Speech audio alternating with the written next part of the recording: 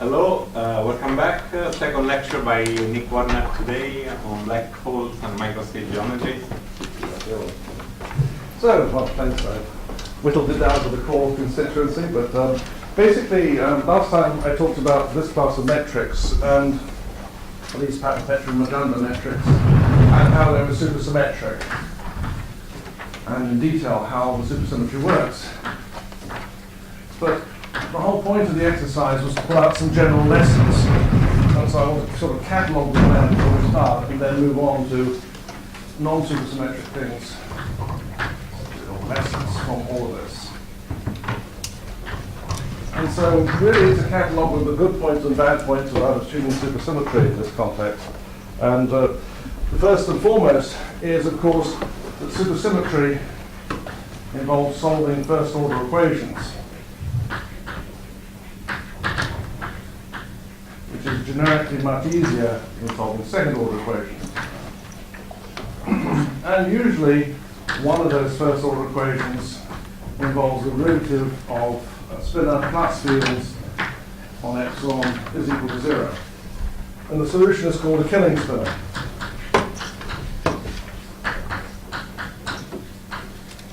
Okay, first thing. Second point. Oh, this is about equations of motion. Let's see, oh yeah.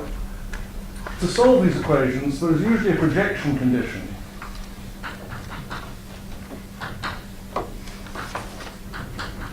On the spinors, on reducing the space on which the killing spinors exist.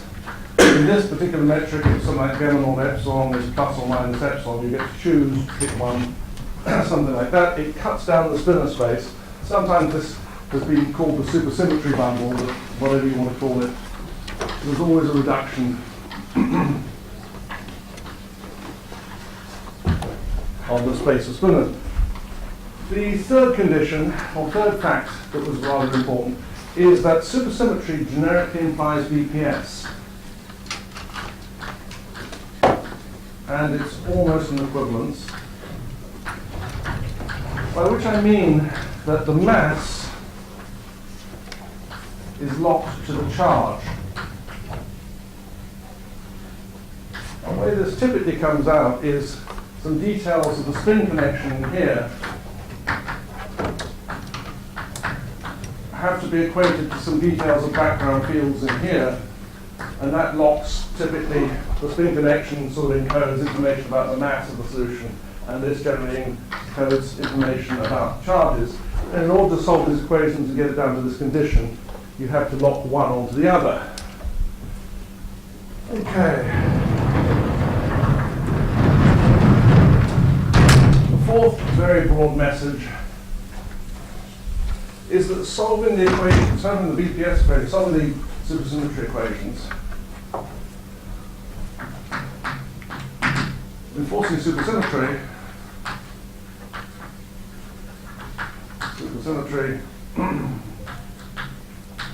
generally enforces or means you have solved most of the equations of motion. Sometimes all, if you're lucky. You may just have one left to check. And I explain roughly what that was. Okay, so that's 4, 5. Let's see. I think I'm getting up to sandwiches at this point. Supersymmetry. Yeah. In particular, let me just emphasize, this is basically means solving supersymmetry is much easier.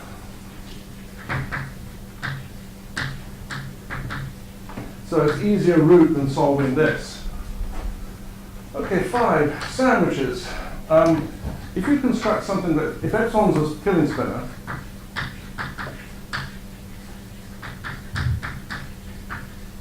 then you can construct some interesting things. And the number one interesting thing is the sandwich where you construct that where bar means direct conjugation. And this is always a non-space-like killing vector.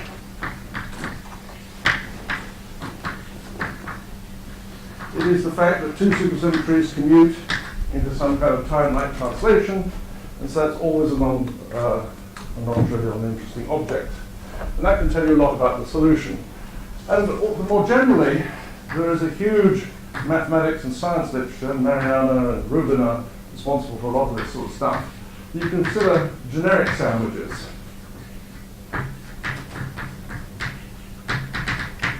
Like this. These tensors have a very, very interesting structure. They satisfy differential equations by virtue of the Killing equations. And so the study of these tensor structures is a very, very interesting piece of mathematics and done very extensively here by Mariana and Rubin. Then the last comment is really a problem that the devils are figuratively and literally, I call it Faustian bargain. Sorry, why non-space light is important? Why non-space like? It can be, well, generically, it's often time-like, and every example we'll talk about is time-like. The point is that if you commute two supersymmetries, it makes a Hamiltonian. And that means that it has to be a time evolution. And this is really the sandwich of two supersymmetries. If you acted on the fields of two supersymmetries, one after the other, you'll find all sorts of things like, you'll find this turning up everywhere. And that becomes the lead derivative with respect to this Killing vector. That's the generic statement. And now the Hamiltonian in some contexts can be a null Hamiltonian, or it can be a time-like Hamiltonian, but it is always non-space-like. And I proved in the notes it's non-space-like. The easiest way of seeing it's non-space-like, here's the sort of crude argument, but the details of the notes.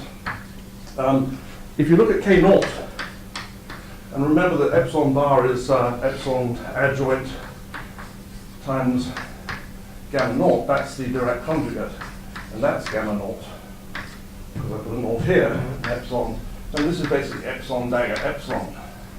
And that's the norm of the spinor, and that's bigger than every other component, and therefore this term dominates over all the other pieces, and the proof, as I say, is in the notes. So it's always non-space-like, but it has to be because it comes from a supersymmetry. Okay, the last part is a very big subject. The point of doing the supersymmetry is it makes everything much, much, much easier to calculate, because basically you're solving first-order equations most of the time, with one exception. The structure is simpler and everything else, but the kicker is the fact that it's buried here. It's BPS. The solutions are always time independent, or perhaps dependent, or independent of the null time. And that's also at the quantum level, tangent. And in particular, also T Hawking is 0 for all these kinds of solutions. So you're intrinsically studying things that don't change in time, and that's sort of, ultimately, of course, you have to get beyond that. A Schwarzschild black hole is not in this class of things, but as I remarked last time, one hopes to understand things that aren't supersymmetric by studying the physics of the things that are, because it's so much easier to do. So that's the sort of broader philosophy of why you do the supersymmetry. Okay. And then in notes I put a final little comment, but maybe it's an exercise or someone wants to check it. I started last time proving this theorem, or talking about these Papa-Petri-Maganda metrics as an illustration of all of these points and deriving them. And I started from a very simple metric, which was, because I wanted to do it efficiently, plus h squared dy dy. And you can ask the question, what's the most general supersymmetric metric of this form, which is got n equals 2 supersymmetry and all that sort of stuff? Same assumptions as last time. But now you start with a much more general metric. It's omega squared. And you allow this to be any old metric on the R3. That's the most general four-dimensional metric, and you can ask the most general supersymmetric metric with a certain amount of supersymmetry and electromagnetic fields. I was originally planning on basing my first lecture on Gibbons and Hull, which purports to claim, or purports to prove, that this is the only metric that satisfies those things. I believe the theorem is true, but as I was going through it very carefully with the course, I realized that there was a mistake. In classic Gary Gibbons fashion, it says, I better not say this on video, but in classic fashion, it says, the following expression is the sum of three manifestly positive terms, and therefore all of them have to vanish separately, and then they prove the theorem. Trouble is, the middle term is actually manifestly negative, and therefore the proof collapses. I still believe the result is right, but the proof in the literature is wrong. Anyway, putting that on one side.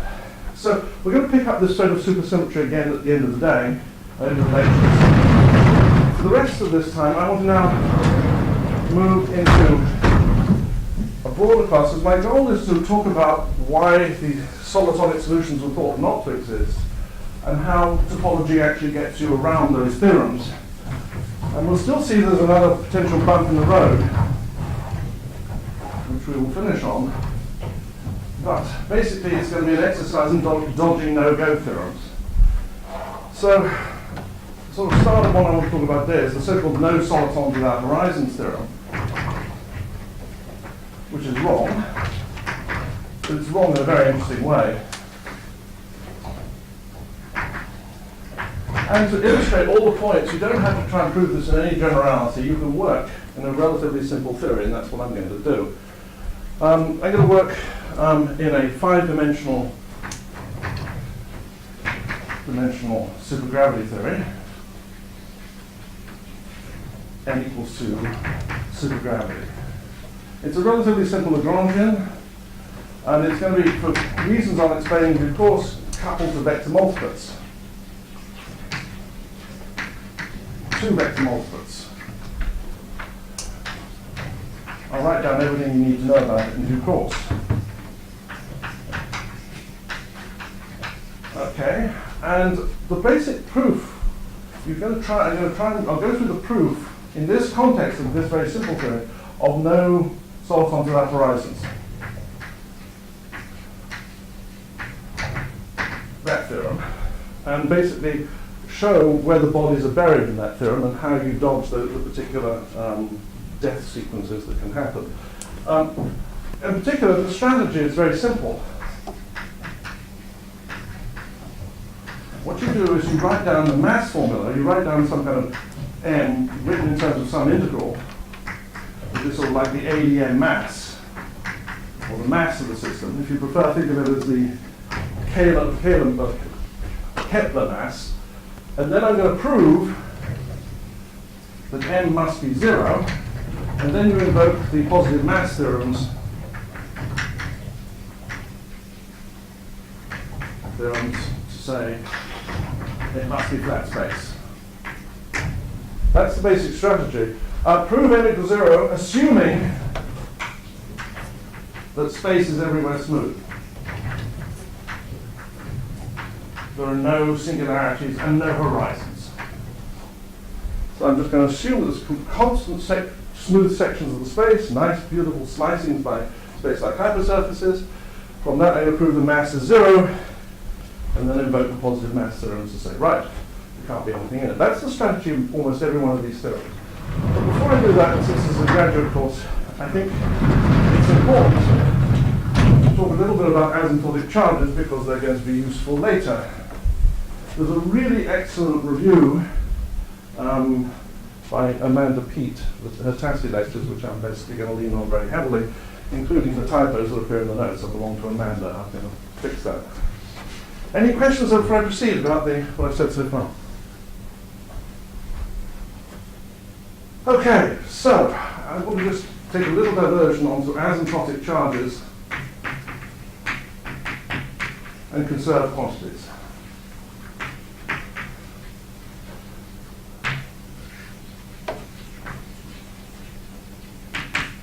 So there are two ways of discussing this in general relativity theory. The first of which is the asymptotic story. And the way you get at this, basically you start off is by linearizing. And I'm going to assume that I'm working in d dimensions for now, and I'll specialize to 5 in due course. Okay? So the Einstein equations in d dimensions are r mu nu minus 1/2 r g mu nu is equal to 8 pi g Newton in d dimensions t mu nu. And then, as usual, it's much easier to work with the sort of basically we put the trace of the energy momentum tensor on the other side. So that becomes 8 pi g in d dimensions t mu nu minus 1 over, in this case, d minus 2 t g mu nu. So you work with this. And that's what I work with most of the time. Okay, now, the easiest way to get at what the mass and charge and angular momentum of the solution should be is to imagine linearizing the whole thing. You can do this much more formally and carefully. That's what A, D, and M did. But I'm going to just take a rather direct approach, which makes lots of assumptions about the nature of the matter, which gets you the answers you need. So, what you do, the easiest way to get at this is you linearize. So you write G mu nu is equal to eta mu nu plus H mu nu, and you choose so-called harmonic gauge, which I'm not going to go into. There's a particular gauge which turns this side of the equation into simply the flat Laplacian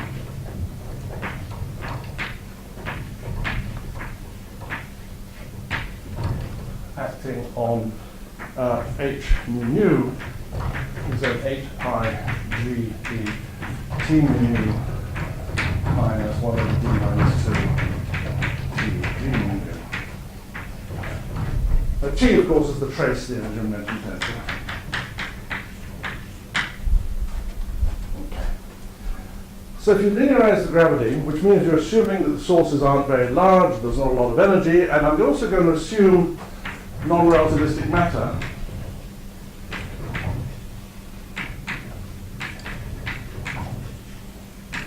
What does that mean? It means that T naught naught in magnitude is much bigger than all the other components of Tij.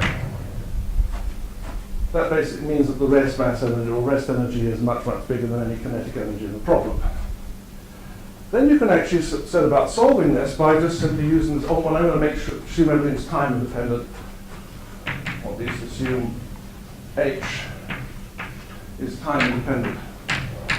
Keep it easier. Or if any time dependence is there, it's slow. Then basically, maybe I'll put that on one side. If I need to, I'll go with that. So what you do now is you simply write this in terms of the obvious green function for this, assuming the space-time is basically R4 or perturbation around R4, which is what we've basically done by writing this linearization. And then you realize that this is equal to some 8 pi d, maybe it's 6 with some factors, I'll get right, gd. And now you write down the integral over space, d dy, of the appropriate green function for this piece, which is magnitude of x minus y, to the d minus 3, I think, I'll get it right in a minute, times this stuff. And there's some inanity in the notes which I inherited from Amanda about t, and then this is y, and so forth, g mu y. So when you linearize, you can write everything beautifully in terms of parentheses, a simple Green's function on R d plus 1. And it is d minus 3, and oh, very important. There's a quantity that always turns up when you look at the solution to a delta function. When this is look at the delta function, it's always the area of the sphere in d minus 2 dimensions.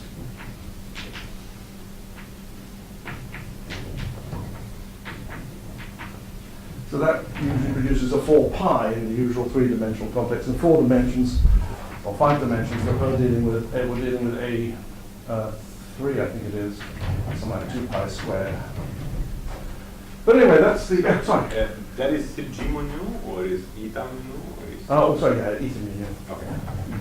Eta mu, yes, it's linearized, yeah. Okay, so basically when you linearize, you can write the linearized metric entirely in terms of a Green's function of the sources. And then you do something very familiar from electromagnetism. You do a multipole expansion. Sorry, Nick. Hang on a second, one second. I'll write this down and then we'll pause. As magnitude of x goes to infinity. And this is at x. Yeah. Also, the t that is inside the integral is not the t that is in the Einstein equation, because you contract with eta, with flat. Yeah, but okay, a linear order. Also the trace. I mean. Oh, this is linear. This is order epsilon. This is order epsilon. This is order epsilon. So the traces are done with eta as well and things like that. Okay. So you do it consistently, in fact. Okay. So this is eta mu nu, this is traced with eta mu nu, otherwise you get second order stuff. So you assume that all the matter sources are order epsilon, H is order epsilon when you're away.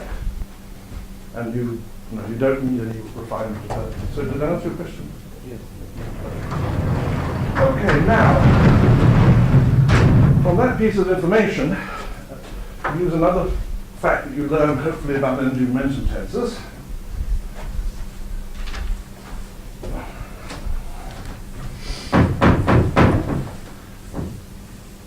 That the mass density is the integral dy d of t naught naught.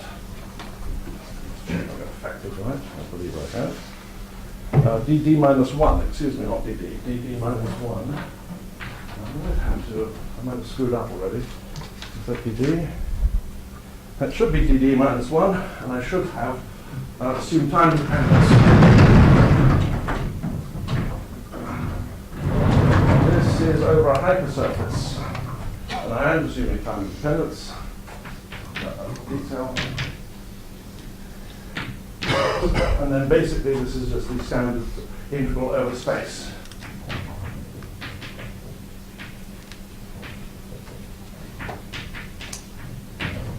Okay. And the mass is an integral of, yeah. So when you compute the integral, do you compute also the time-like components of the metric? yeah, if you want to, and then if you assume that things are varying slowly in time, the whole thing works. Okay. But then just, to do this properly takes a whole lecture in itself. But basically, if you assume everything's varying slowly in time, then that becomes second, the variation in time becomes second order. So you imagine taking a snapshot, saying, okay, here's the solar system right now, I don't care about the fact that Earth is orbiting. That's a second order effect. Okay, so now mass is given by that. The angular momentum of any system is given by integrating over d minus 1 y, y,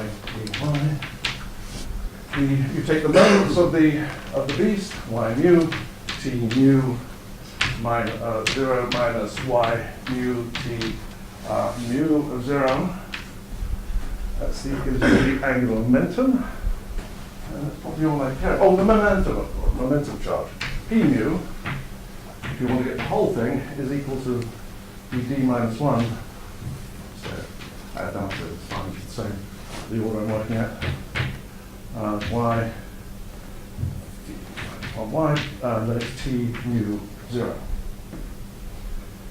So basically, if you integrate over the first thing you learn about energy momentum tensors, the 0, 0 part is the energy density. This is then the momentum density, and then this gives you the angular momentum if you take a moment of it.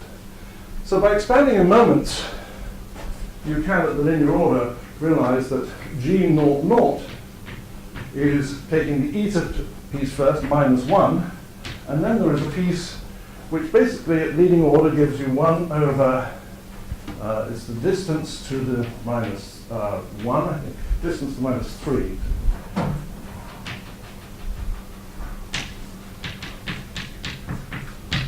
Okay, and now there's a big pile of mess. Let me cheat and get it out of my notes. So this is equal to, and then there's a 16 pi d, dg, Newton constant. There's a d minus 2. I'll explain where that comes from in a second. There's the a d minus 2, the volume or the area of the relevant sphere. So that just comes straight across. And then indeed there's a mass.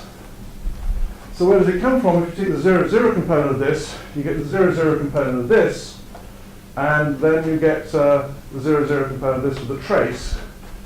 And because I've assumed it's ultra-relativistic, non-relativistic, T naught naught is bigger than Tii, a lot bigger. Only the T naught naught contributes here, and it gives you these factors of d minus 2 and so forth. Okay, that's the first one. The second one, if you look at the other components, I'm not going to write down G, the ones I care about, primarily this one, and then the G0I one, which is going to be the angular momentum piece. And that gives you 16 pi GD xj, jij, JR actually, divided by this area term minus 2 rho to the d minus 1. Okay, so let me sort of explain where this comes from again. So this guy is dead easy. You put 0, 0 here, you collect T0, 0 here, you collect 0, 0 here, but remember this is dominated by eta 0, 0 over T0, 0. And basically it gives you factors of the dimension folded in. When you do G0I, what you have to do is you have to expand this thing into the appropriate multipole moment. So when you look at magnitude of x minus y squared is equal to magnitude of x squared minus 2x dot y plus y squared. This is the first subleading term. The x dot y term gives you the x factor here, and then when you do the integral over y, it gives you the yj moment of this guy. And so therefore it picks out precisely this angular momentum term. So all this to say that if you wanted to look at the mass of the metric, the easiest way to look at it is to look at the 0, 0th component and read off its leading behavior with distance, 1 over distance to minus 3. So in 4 dimensions, this is the familiar 1 over r. And last time I said something like, remember this is like 1 plus 2 times the Newtonian potential of x divided by c squared or something like that with a g. I thought you got rid of all the g's and 2 pi's. But basically, it's that in 4 dimensions. But more generally, it's this.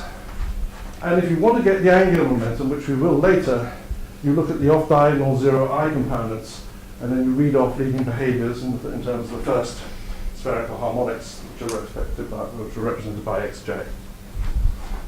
So the metric, asymptotically in this linearized regime, is basically the leading terms give you precisely the conserved quantities you're interested in terms of the solutions.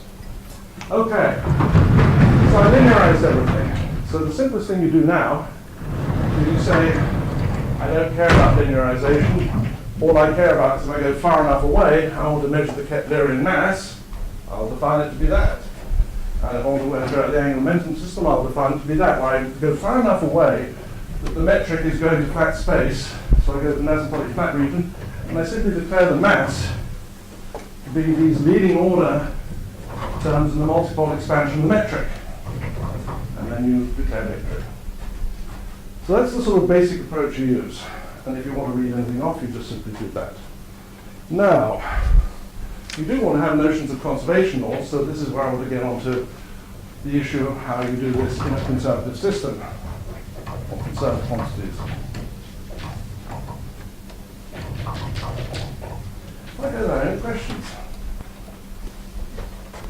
Issues, concerns? Some people looking stunned. Okay. So I think I've said everything I want to do. Oh, I mean, before I go there, I should say what I mean by charge. In this course, I'm not going to muck around with 1 over 4 pi epsilons. The same philosophy I'll take is if I have a gauge field or Maxwell field, then I will simply declare the charge to be whatever it is, d minus 3 dt plus stuff. Is it q or d minus 3? Yes. This will define and normalize the charge. It will be just simply defined to be the leading multipole expansion of the dt component of the vector potential. And similarly, f, of course, well, f will be dA. So, whenever I talk about the mass of the solution, I will imagine we're going to asymptotic flat space, and all I'm going to do is you do the leading multipole expansion of the metric, talk about its angular momentum.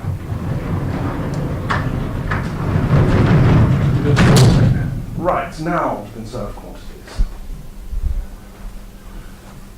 Okay, so conserved quantities, if you have a symmetry, as we will do, there is always associated conserved quantity by Noether's theorem. So I just want to remind you about how that works in general relativity theory. And there's some important ambiguities.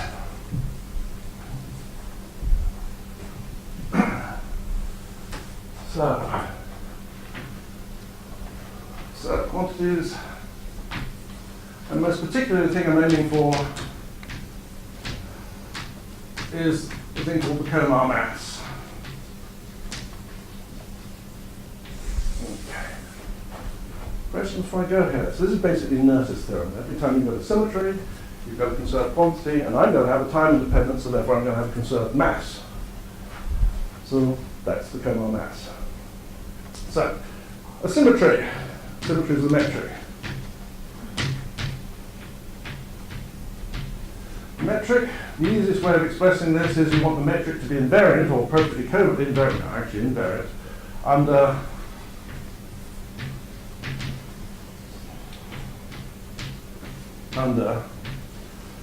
x mu goes to x mu plus some small displacement k mu, which can of course depend on x. Then there are a bunch of ways of expressing this, but perhaps the simplest way is to say, is equivalent to saying if the metric is invariant,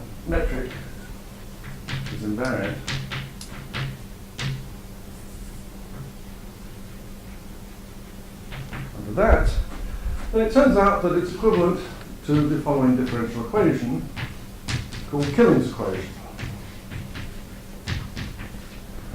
And it's equivalent to saying that the so-called Lie derivative of the metric is 0 with respect to k.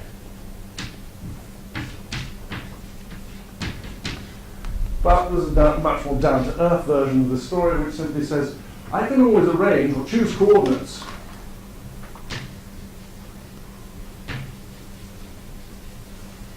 so that k mu ddx mu is equal to ddv, where this is one of my new coordinates. Okay? I can always take sort of a coordinate system, at least locally, that's parallel to any vector field, and then all of this stuff simply says dv of g mu nu is equal to 0. In other words, the metric is independent of that coordinate. And the Killing equation is simply the covariant expression of that, or the Lie derivative of the Lie derivative of g is the covariant expression of that fact. So, Killing vectors. With the chalk at relativistic speed. Right. Questions or comments? I'm going to assume you know what Killing Lie derivatives are. If not, jump in and ask.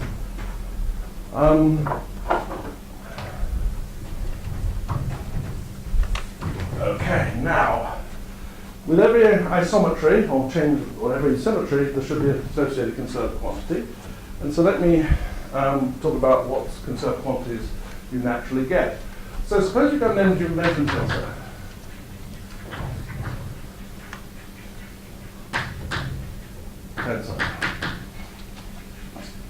D mu. And by definition, it's conserved in the sense that its divergence is 0. First or second index, doesn't really matter which, because it's symmetric. Consider the current, J mu, and I'll put a hat on it because it's not the one I ultimately want to think about. J mu hat, let's put it downstairs, is T mu mu K mu. And the whole point about J mu hat is that it's divergence free. It's basically given by the divergence. The divergence sits here first.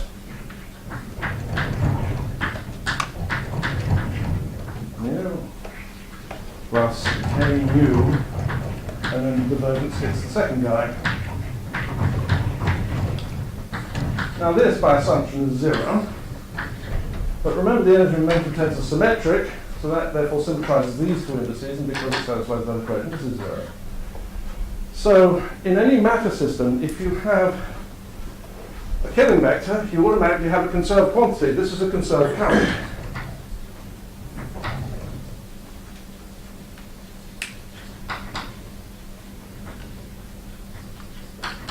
And therefore, there is a conserved charge associated with that conserved current, where you simply take Q associated with J hat to be the integral over your hypersurfaces of the 0 component, where this is some space-like hypersurface.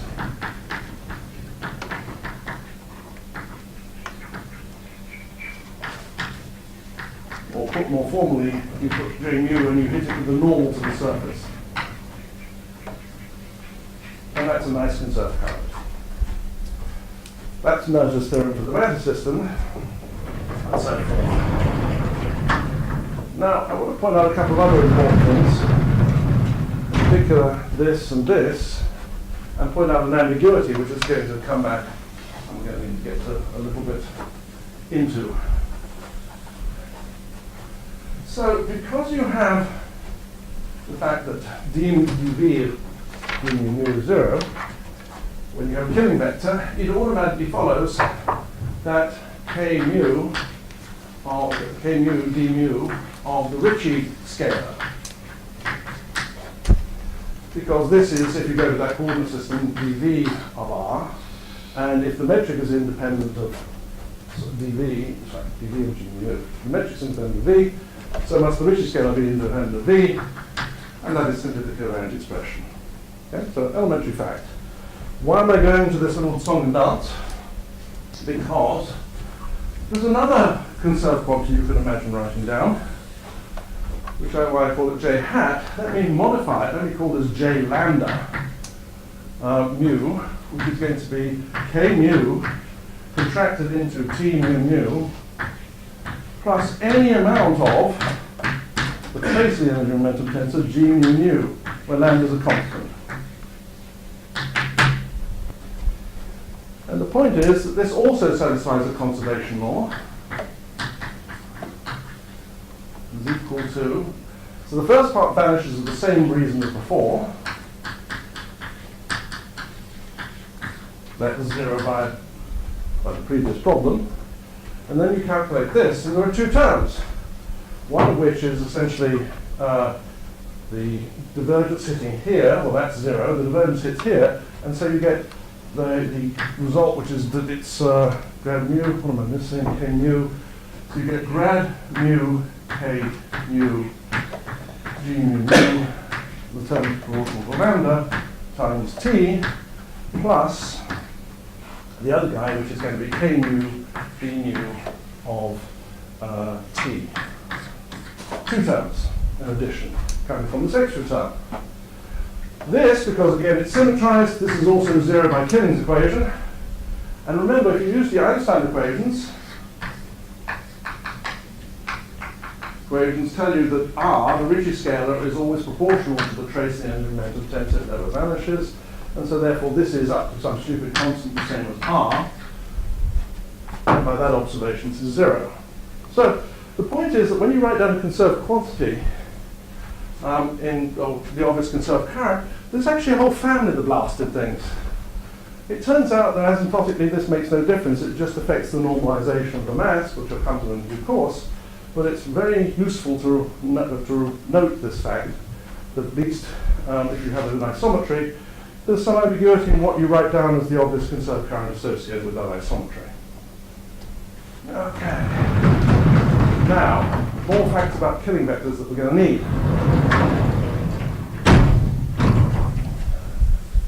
And these, if you like, are exercises, although one of them is rather complicated. It's 3 lines if you see the right 3 lines to write. So let me state some facts. Sorry. Yeah, sure. So the first current, well, you're splitting this current into 2, right? You have the original one, and then you're adding a second I current. can have an ambiguity which is proportional to the trace the energy momentum tensor. That's it. But if you make some assumptions, well, of the answer you're searching for, the second current is, well, it's a consequence of the first one, right? The second one is a consequence of the first one. On the face of it, it's different. You know, if you're electromagnetism, it adds different amounts of f squareds, it adds different amounts of. So it's actually, but if you think about, what I'm going to do is I'm going to look at this asymptotically infinity, and it makes no difference whatsoever when you go to infinity. It really, basically, it just affects the normalization. So there'll be a 1 over 1 minus lambda in the normalization. But just remember it's there, and sometimes it comes and bites you in the backside. And I'll explain why I brought this in a minute. I just want to note it. Okay, now other properties of Killing vectors. They represent symmetries of the metric.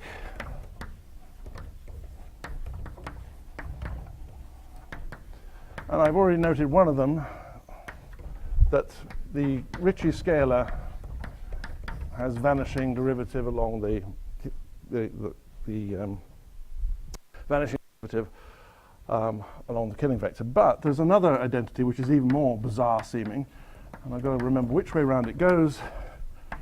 And there's some signs. Let me cheat again. It's there. Mu nu rho is equal to r sigma, and then it's rho. Where the hell did it go? Mu nu rho. Rho of k sigma. So there's this bizarre and wonderful fact that it satisfies this identity. Not obvious, but it's true. What you do is you basically use the defining identity and then you permute it in all the right possible ways. The fact that this is 0 means you can start reshuffling all these indices, and when you reshuffle one of them, you get a curvature. It's an interesting exercise. So exercise prove this. And the thing we'll really need is the trace of this identity, which says that if I trace on these two indices, del mu, del nu of the killing vector, it's equal to r rho sigma of the killing vector. In other words, it's an eigenvector of the Laplacian with the matrix, the Ricci tensor, with a minus sign. That directly implies that just by taking the trace on mu and u. You get the Ricci tensor there with a minus sign. Okay, useful facts which we will need. Okay. So the last gasp of this is to get to the Komar mass, or for that matter, any Komar integral. So far I haven't said what k is, whether it's time like space cycle null. But what I want to think about is the following situation. I'm going to imagine.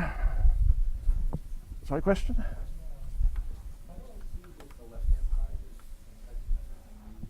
Which? It's a good exercise, but give it to your students in general relativity when you teach it. It'll drive them nuts. As I say, it's a 3 or 4 line proof if you see the right 3 or 4 lines to right. But it is actually true. Okay. This is the very important one. Killing vectors are always some nice eigenvalue of the plus. In fact, that's the lowest eigen. If you're Einstein, it's the lowest eigenvalue. Okay, so now the Komar integrals. So here's the game that we want to play. We want to use this to actually measure mass, or for that matter, you can use it to measure angular momentum. So we're going to imagine the space-time being sectioned, and this is my space-like hypersurface.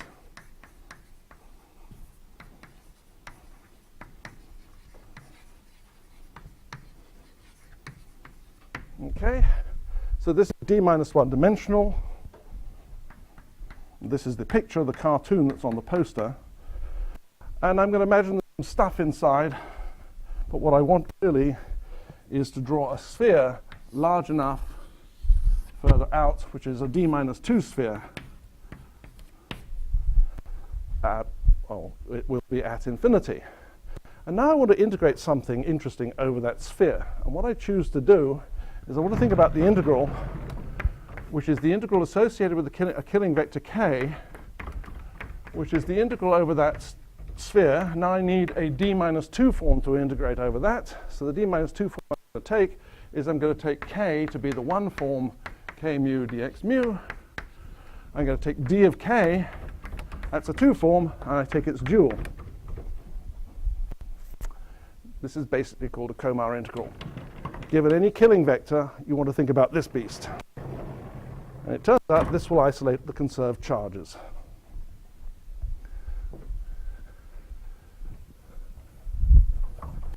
Why?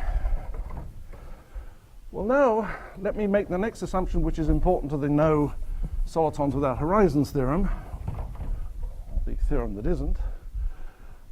It is that I'm going to assume that sigma has no horizons, no interior boundaries.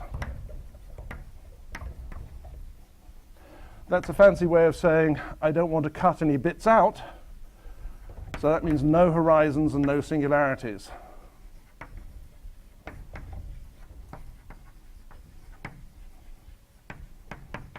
In other words, it's smooth. So now I'm imagining the space-time is smoothly sectioned by these space-like hypersurfaces. And now I apply simply Stokes Theorem. And I say, I of k is equal to the integral of over the hypersurface of d of star d of k. Okay?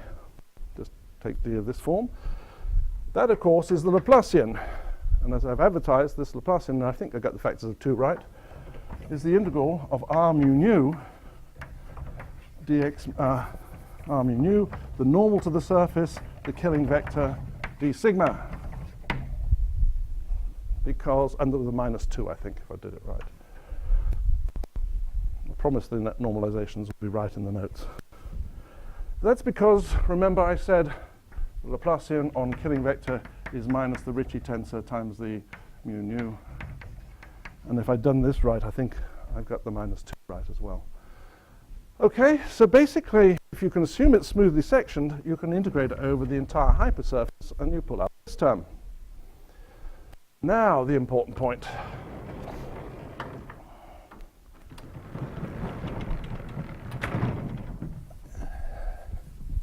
Now, there are several ways you can express this fact, but the point I want to get to is the following. R mu nu, if I think about this current, mu nu is conserved. And in fact, for this, I don't need any conservation laws. It's just the result of the Bianchi identities. Why? Because you take the divergence of this. It's equal to the divergence of this times k nu. Okay, and then you get plus r mu nu times the curl of this. And because the Ricci is symmetric, this gets symmetrized. This is 0 because of Killing's equation. And this, you apply the Bianchi identity, which tells you that this is equal to the gradient of the Ricci scalar times the k mu with a factor of 1/2.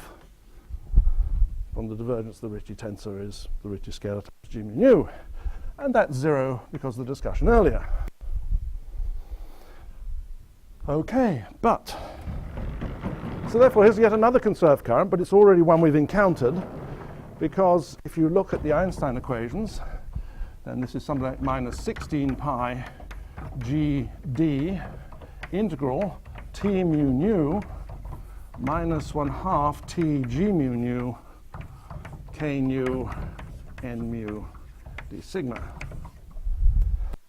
So it's the previous example with lambda is equal to 1/2. If you use the Einstein equations. So the weird, funny thing is that it gives you this. It doesn't give you t mu nu on the nose. It gives you t mu nu shifted by a trace. But in terms of conservation laws, it doesn't matter. It is a conserved current. And therefore, the associated charge is conserved. Happy so far? Emil's looking skeptical. But that's why I put the point is, if you do the Komar integrals, you wind up with weird stuff. Okay, now let's talk about possibilities, because so far I haven't said anything about what k is, whether it's time-like, space-like, or null. For everything I'm going to do, all I care about is the the time-like case. If it's space-like, you get other conserved quantities, namely angular momenta, things like this. Okay, so let's suppose that k mu is time-like. I think it can. I haven't messed around with examples of this. In fact, 6-dimensional supergravity, typically you get the null beastie. And, I'm not sure quite how I do that. No, it's fine, because I defined the Komar integral without using root g's. So I think this is all happy over the appropriate null hypersurface. I guess it still works. I've not tried it. But the interesting thing is, suppose k mu is time-like. Then we're going to call this conserved quantity the mass, and I'll get the normalization right in a minute. This is a conserved charge integrated over the sphere at infinity, and it's going to be the mass. And I'll put the normalization in, and I'll explain why that normalization comes from in a moment. Yes, all sorts of crazy factors. Minus 1 over 16 pi g Newton constant d minus 2 over d minus 3. I'll explain where this comes from in a second. So first and foremost, by the previous discussion, this is a conserved charge. If you like, it's equal to minus 1 over 16 pi gd, d minus 2, d minus 3, integral d star d of k over the hypersurface. So if you take a later hypersurface, it's still the same number. It's conserved between hypersurfaces. Okay, now, why the mass? Because I'm about to go to the previous calculation asymptotically in a minute, but we'll get to that in a second. More generally, if you have the Killing vector is space-like, it's either a conserved momentum or a conserved angular momentum. So a really good set of exercises for graduate students in GR courses is you introduce this, and so here's the exercise. Go to the Kerr metric. Compute this for k is equal to ddt and dd phi, the two obvious Killing vectors in Kerr. And the first one will pull out the mass, and the second one will pull out the angular momentum. So, right, so why that crazy normalization? Let me take the first form of it and just unpack what's in it. The sphere I've chosen is a sphere at infinity. Let's suppose it's asymptotically flat, as I effectively have been. Asymptotically flat.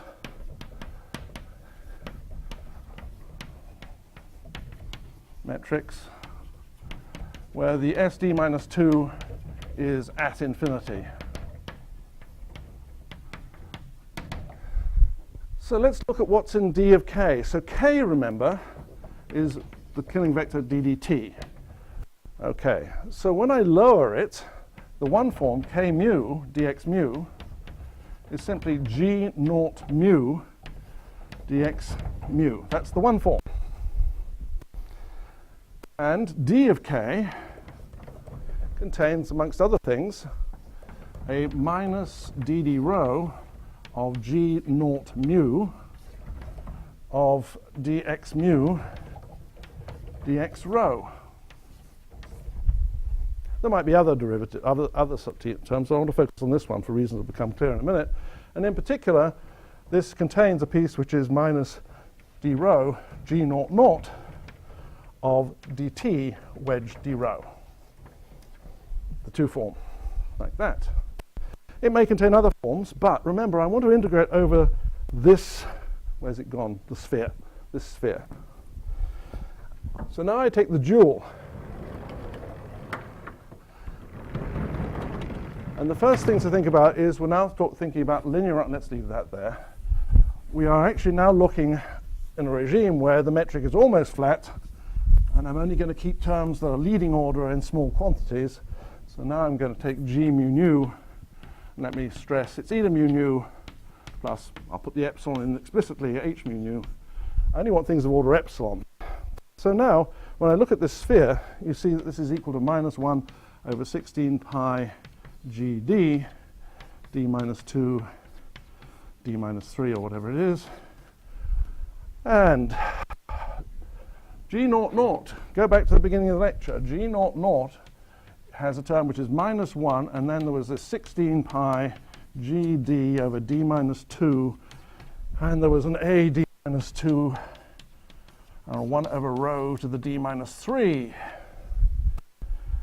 And this basically, when you take dd, I hope to God this is going to work, yes, when you take dd rho of this, it produces a d minus 3 over a d minus 2, which cancels the d minus 2 over the d minus 3. The 16 pi gd's go away, and I claim that this thing actually picks out that mass from exactly that term, because this sphere is the sphere which is rho is a constant and t is a constant. So when you take the dual of dk, all you care about is the hypersurface, or the codimension 2 surface, whose binormal is d rho and dt. So that's why I picked out the d rho dt term in this expansion. I've lost it. There it is. So therefore, it's only this guy that contributes. I calculate as dd rho. The AD minus 2, I think I've forgotten in the formula. Oh dear, maybe it's missing in the notes too. I'm not sure what happened to it. Oh, no, of course not. It's here, but precisely at the end of the day, you're going to integrate over the sphere, which gives you the area of d minus 2. So there, boom. It does exactly pick up the mass as advertised at the beginning. So the whole point about this Komar integral is that if you look at it in infinity, all it does is it picks up the rho derivative of the g naught naught component, which is in fact what I told you at the very beginning of the lecture was the thing that gives you the leading behavior in the mass. Okay? So Komar integral does the right thing, but I can do a little bit better. Or a little bit, another variant on a theme, which will be actually relevant later.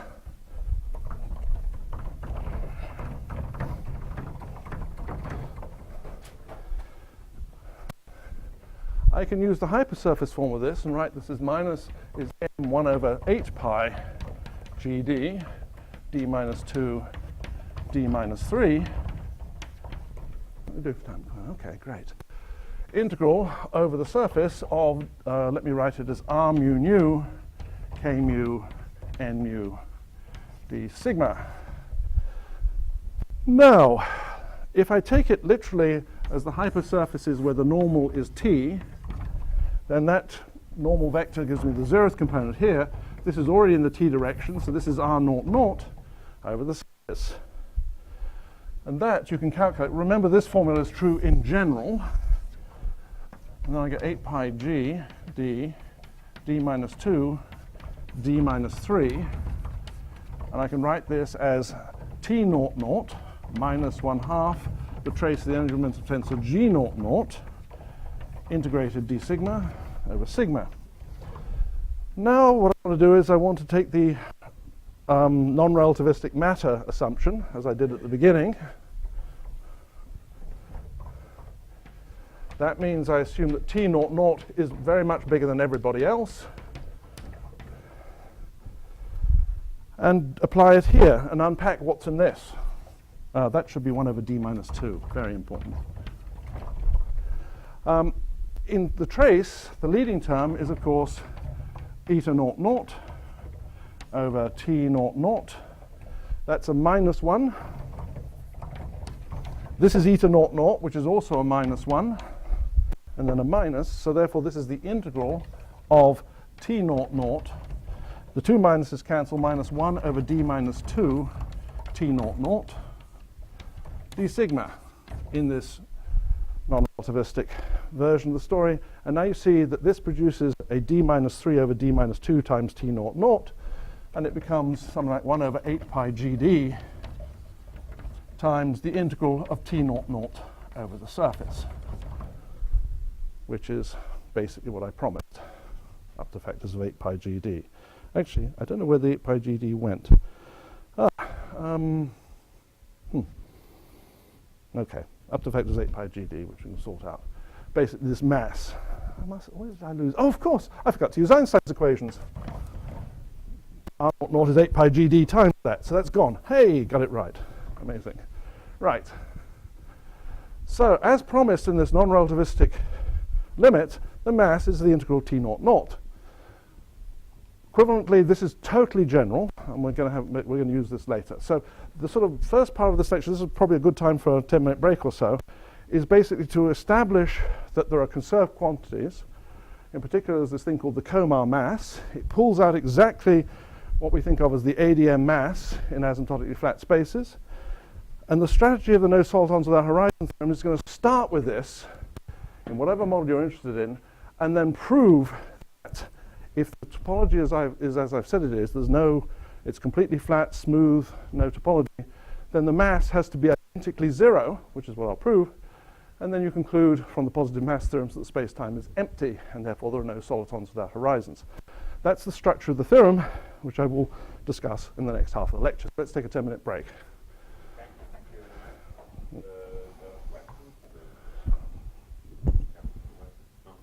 Okay, great. Okay. Okay. Okay, so now what we're going to do is we're going to study the Komar mass in a very particular system. And I've chosen this system because it's simple enough and complicated enough to do everything I want. The theorems, the so-called no solitons without horizon theorems, are very, very general. And their exceptions are also very, very general. But I want to focus on this very particular one just because it illustrates everything that I need. So the theory is in 5 dimensions. This is 5-dimensional, n equals 2 supergravity, coupled to 2 vector multiplets.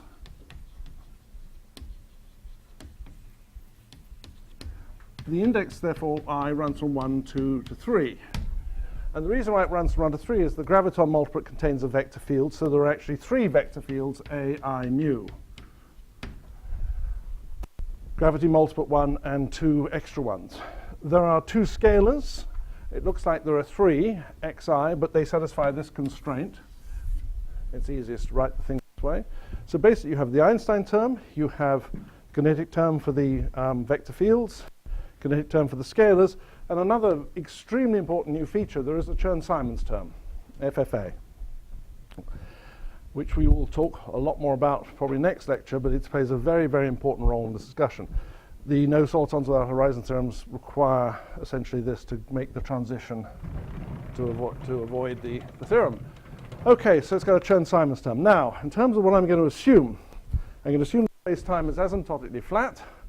Minkowski metric infinity goes to R41. I'm going to assume it's sectioned by smooth hypersurfaces, essentially timeless constant surfaces. And I'm going to assume, now here's one very important body that's buried in this. Assume the metric and matter are time independent.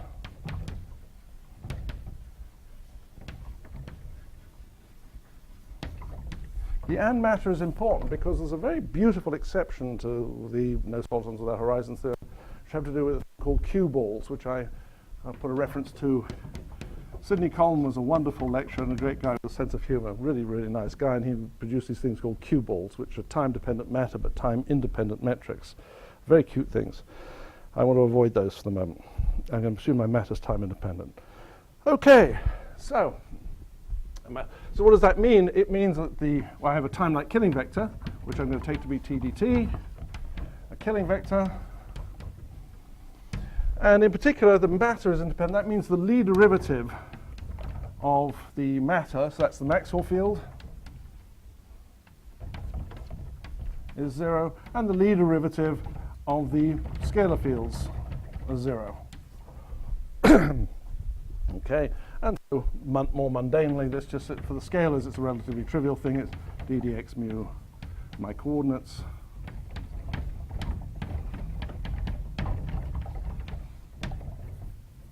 That's a bit more complicated. I'll say more about that later. So my matter, my metric, everything in sight is going to be assumed to be time independent. And so the question I want to ask is, are there solitonic solutions? I'm not going to even assume supersymmetry. I'm just going to ask, are there solitonic solutions to the equations of motion? And so I'm going to write down the equations of motion. And the only ones that really are going to matter are the Maxwell equations and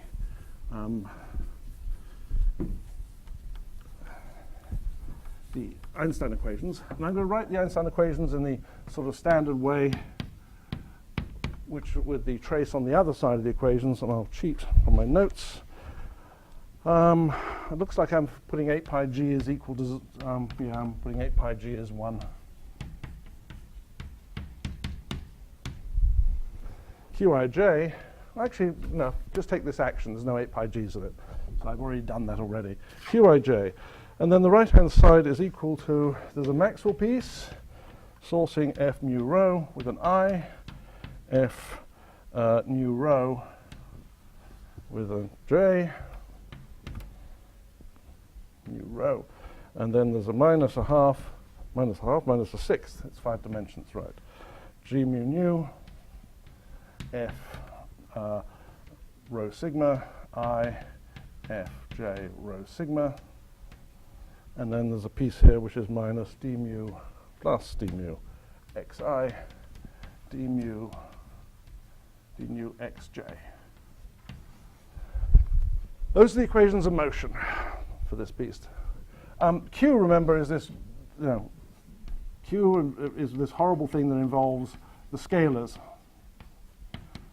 So the unfortunate thing that makes life a little bit more complicated is that everywhere these damn scalars turn up in the kinetic terms. So it makes the supergravity a very rich theory, but it's a bit of a pain in the ass when the kinetic term involves all those things. But okay. So that's the Einstein equations, the scalar equations. The other important one are the Maxwell equations. The ith guy, and I'm going to write it the following way. Remember, you vary the A, that gives you the divergence. There's probably a Q in there, which I'm missing. I always do this. Divergence picks up the Q, J. And then there's going to be a Chern-Simons current, J mu. Let me cheat, carrying an index I. Chern-Simons current, which is defined to be equal to, where's it gone, 1/16 Cijk, or I should say what Cijk is in a minute, epsilon mu u rho sigma lambda. The free index is mu, good. So it's f j rho sigma, mu rho f k, and then the last two indices sigma lambda. Okay, I should have told you what the structure constants are. Cijk are actually the almost obvious structure constants. It's the epsilon symbol without signs. So it's the magnitude of epsilon ijk. There's a reason why I'm carrying along 3 vector fields. I could simplify things hugely by putting all 3 vector fields equal. That would be so-called minimal supergravity. But it's much more instructive to keep these structure constants around because you'll see them playing a major role later. Okay, and there's a scalar wave equation I don't care so much. So first important point about these equations. I also ask you to remember my assumptions. I've got a killing vector and these lead derivatives of 0. Right.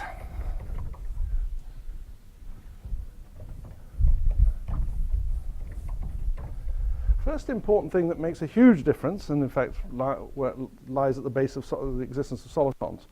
Normally when we think about the Maxwell equations schematically, we think about point sources. And so normally this divergence is some kind of delta function current. And that's what leads to charge sources. But they are singular. This is what leads to Rice-Nordstrom. It leads to all sorts of things. I don't want that. And the right-hand side here is what's going to matter. So what I want to point out to you is that if I look at the 0th component of this equation, let's put the qi in there. It's just decoration anyway. Look at the 0th component. Look at the right-hand side of this. Schematically, it's epsilon 0 mu rho f mu rho 0 mu rho sigma lambda f mu rho f sigma lambda. So here's the important point. All of these indices have to be space-like, because there's the time-like. Therefore these are the magnetic components, because they're purely space-like. So the Chern-Simons term gives you a whole new possibility in this game, which is that you can source electric charges, the 0th component of the Maxwell field, by a product of 2 magnetic charges. That's going to play a huge role later. So Chern-Simons theory, in fact, enables you not to go beyond delta function sources and ignore them. We're going to get rid of them later. But we have to replace them with something if we want electric charges, and the answer is magnetic fluxes. And pairs of magnetic fluxes can create electric charge. And it's built into this theory. We'll come back to that next lecture. Okay. Now, I want to get back to this Komar mass story. And I want to think about this integral, which defines the Kerr mass. And the first task is to prove to you that it's 0. Let's see, which way do I want to go first? Right. But before I do that, I want to massage the equations of motion. See, what am I trying to do? I've got the mass is proportional to the integral over sigma, which is smooth, of k mu r mu nu normal d sigma. My goal is to prove that's 0, and I want the k mu to talk nicely to things. And it talks nicely here because when I hit k mu on here, it talks to this Maxwell field. It doesn't talk nicely here, and it talks nicely here. I'm going to massage this in a very sneaky way to make things work rather well. Okay, so the first little trick in this game is to introduce the dual field. So I'm going to introduce dual, if you like, magnetic components of the Maxwell field. 1/2 Qij Fj alpha beta epsilon alpha beta rho mu nu. Commonly written that G lower I is equal to Qij star of F with an upper J, written in terms of forms. Okay, so far nothing terribly profound. I want to introduce Q upstairs to be the guy which is the inverse of Q downstairs.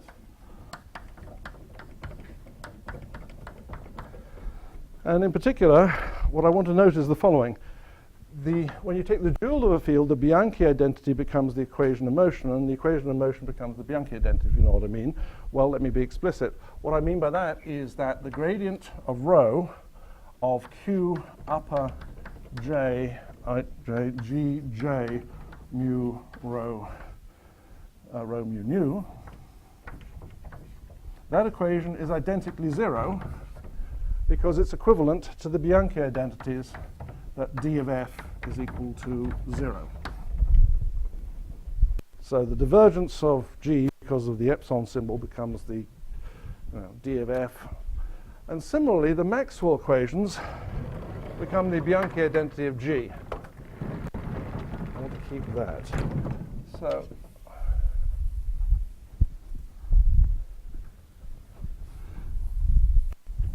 familiar sort of turning around. Maxwell and Bianchi get turned around when you go from electric to magnetic duals. So D of, where's it gone?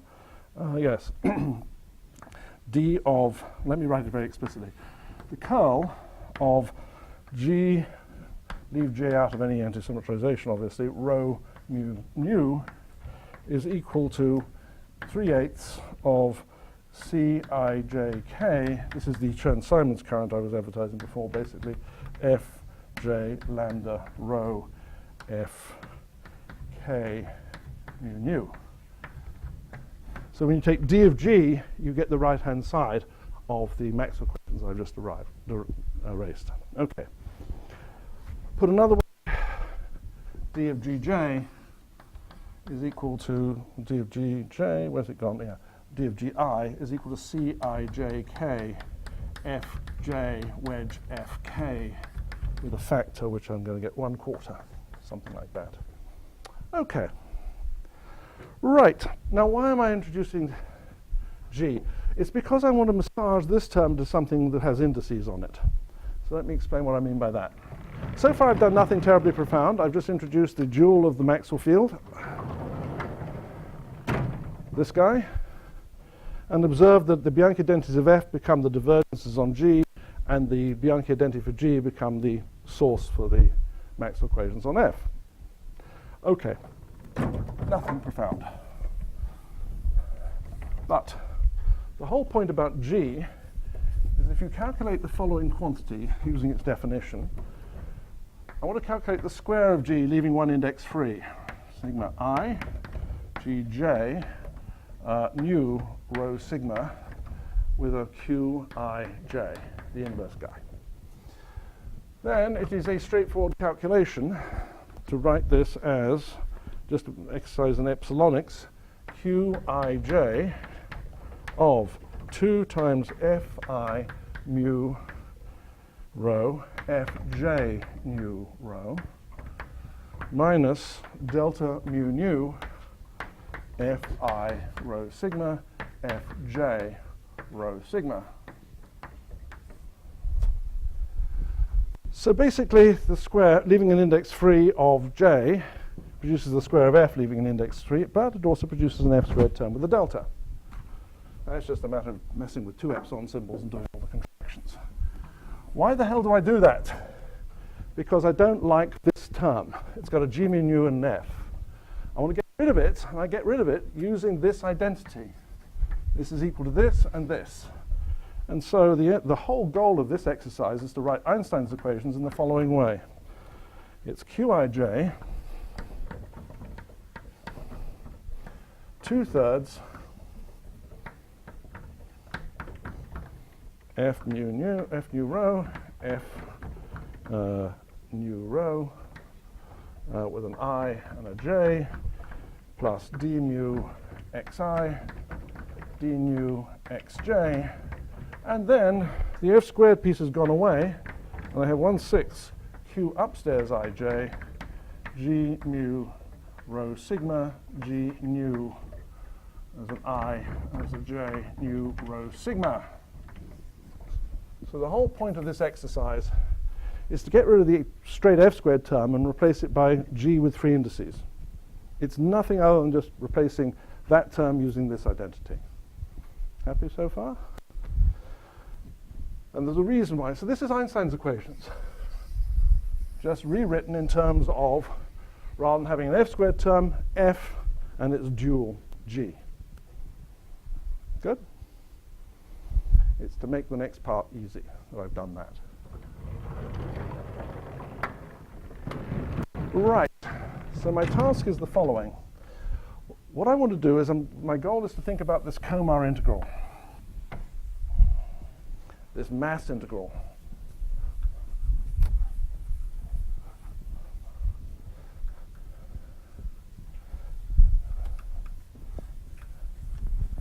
And so the mass, I'm going to ignore the constants, is proportional to the integral of r mu nu, k mu, n mu of d over d sigma. And my goal is to show that this is the total derivative. That's what I'm going to prove. Show this is a total derivative. That's how all these theorems sort of work. And of course, that everything in the total derivative falls off fast at infinity, and therefore I'm going to show you that the mass is 0. And the easiest way to show this as a total derivative is to use this form of Einstein's equations. Good? Okay, so first and foremost, the easy part. Let's look at r mu nu. I want to look at r mu nu k nu. And the first thing to notice is the easy part. It contains a term which is k mu dx mu, okay, nu, dx nu xi. Okay? That's 0 by assumption, because the x mu are time independent, or xi time independent.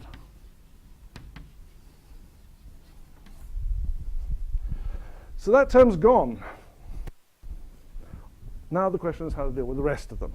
But as you might imagine, exactly the same technique is going to apply. We're using the fact that the Lie derivative of all the fields is equal to 0. And so we're going to use the fact that the Lie derivative of f, and because it's the dual, the Lie derivative of g are 0. So the next step is to use this, and the Lie derivative of g is equal to 0. And that's what's going to enable me to show that this is a total derivative, or at least up to certain assumptions. Questions or comments? Anything? Okay, so let's set about doing it. Yeah, I'll try and preserve as much as I can. Let's see, I've got that. I need that equation. Right. So let's start off. Oh, let me use, here's another very good exercise for GR students. So here's an exercise. It's called the Cartan formula on forms. If you want the Lie derivative of a form, there's a very cute formula which says that the Lie derivative of alpha with respect to k, alpha is a k form, not k form, p form. The Lie derivative of alpha is given by taking, which way does it go? the exterior derivative of the interior product, I'll say what this is with alpha, plus the interior product with d of alpha. So with k, what is I of k on a form? I of k on alpha is simply got one fewer indices, so it's mu2 through to mu p, is simply take the killing vector and contract on the first index and then take the remaining indices. So it's called the interior product, and it simply says take the contraction on the first index. Okay, so simple formula for the Lie derivative on a form, also a very good exercise if you want to understand Lie derivatives and so forth. So prove that. Now I'm going to make heavy use of that fact. So we're going to shoot at this term first, and then we'll go for the other one. The other one's a bit more complicated. Okay, so I'm going to apply this theorem to f. So the Lie derivative, let's see, what do I want? I'm going to use it in reverse. I want ik on f, after all, because that's by definition, let me write like this, k mu f mu nu I is by definition ik acting on f in the new component. But use it here. That's equal to the Lie derivative with respect to k of f minus d of ik of the vector potential. That's just applying this formula backwards. But by assumption, this is 0. Okay, I want to keep this. Now, this says that the manifold, this thing, it therefore says that k mu d mu f nu nu I is basically equal to d of something, and it's equal to d of k mu a mu. But I'm just going to simply say, with the new component. So in other words, I'm saying that there exists a lambda, a function lambda, or one form lambda, one form? No, there exists a function, lambda I, so remember this carries an I, this carries an I, such that k, the interior product of k of f is equal to d of lambda of I.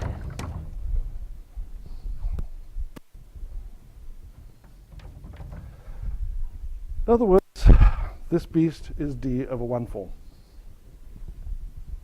Good? This is in fact exercise. Lambda is in fact the electrostatic potential with my assumptions. I want to keep, what am I going to keep? Keep the Cartan formula. In fact, exercise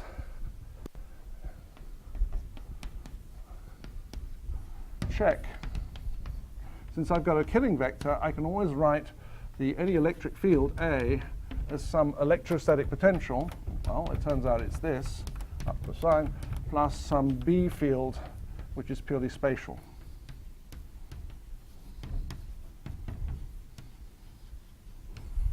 So this guy really is the electrostatic potential.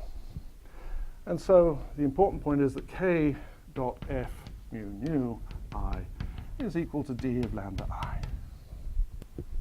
Now, small but a very important point, because we're going to ultimately care about topology. Remember, the electrostatic potential doesn't necessarily globally exist. It's only a local quantity. There may not be such a beast. And but in particular, what we're arguing about here is actually the existence of a function which is basically this guy, this component, and therefore it turns out the existence of lambda requires the space to be simply connected. I'm going to assume that everybody here is simply connected. This is not where the bodies are buried. If it's not simply connected, you go to a universal covering space and you make it simply connected. That's not really where the bodies are buried here. It's the next one. Okay, so we have this fact. Why is that useful? Because the interesting quantity we have to look at is simply Qij times Fi mu rho F nu rho j times K of mu. And now we want to write this using this identity. That is equal to Qij times, now I write this as the gradient of, which one is it? The free index K mu rho of lambda I times Fj of rho nu rho. Okay. So do I want to go one more step at this point or not? Yes, I do. No, I don't. Not quite yet. Where'd it go? Right. No, I've got it. I've got what I want. Okay. We'll worry about that in a second. Okay. So that's the first part. I'm going to use this in a minute. But when I want to apply the same thing, the same identity to G, because I've got this term in a form I'm interested in, that's gone, this is dealt with, now I'm going to deal with this guy, using the same identity. So now, what we're going to do is, again, the same issue. We're going to turn this around and say, okay, what does K mu G I mu rho sigma look like? Well, that's Ik of G. And now, if we look at Ik of G, let me just get it right. Yes, Ik of G. I'm doing this. Excuse me. Yes, I want to look at whether it's a little bit more work. I was remembering. Yes, okay. In particular, I want to look at D of G. It's not quite so simple. I want to look at Ik of D of G. That's what I really want to look at. Use this identity. Ik of D of G is equal to the Lie derivative of G, which by assumption is 0, minus D of Ik of G. That's that identity. And, okay, I'm just going to have to ask you to remember this, otherwise.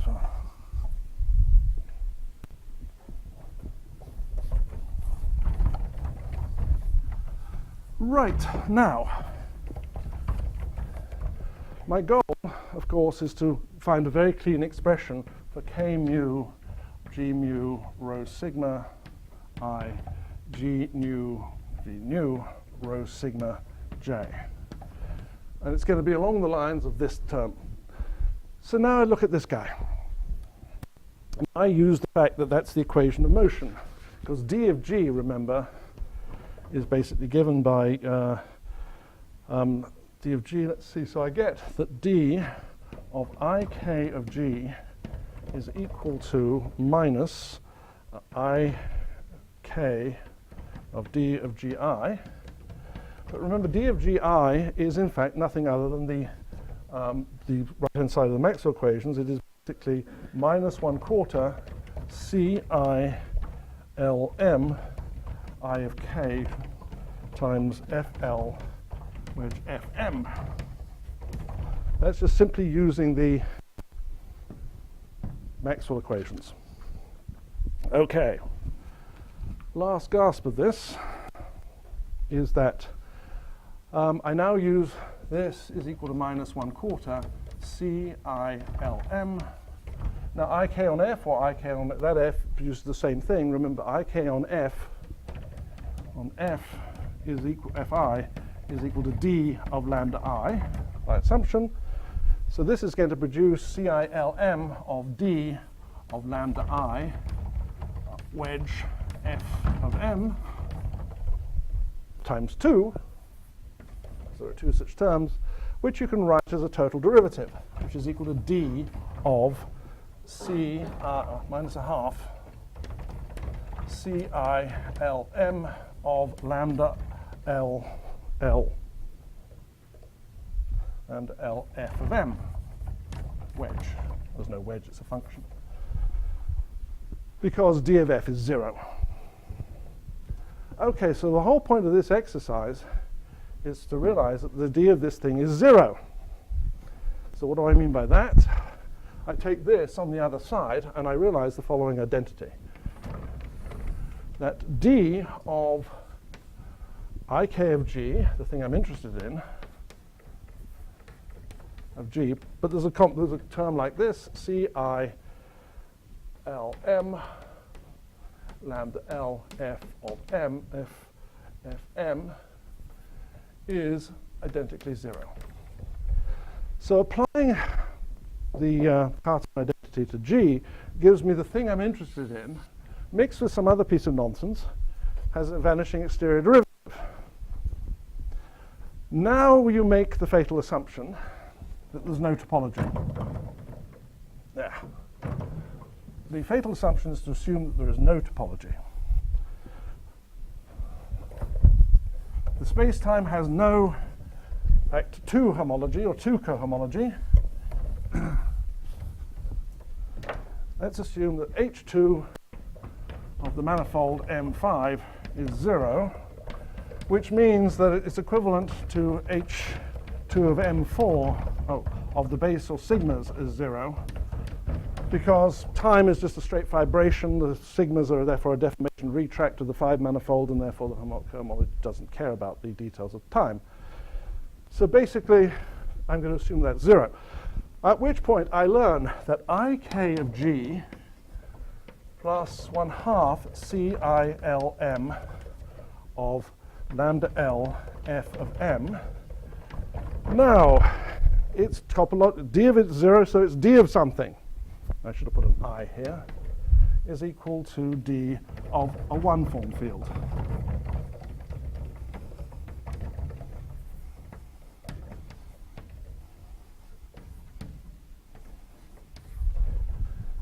So basically, the interior product of k with g is not 0.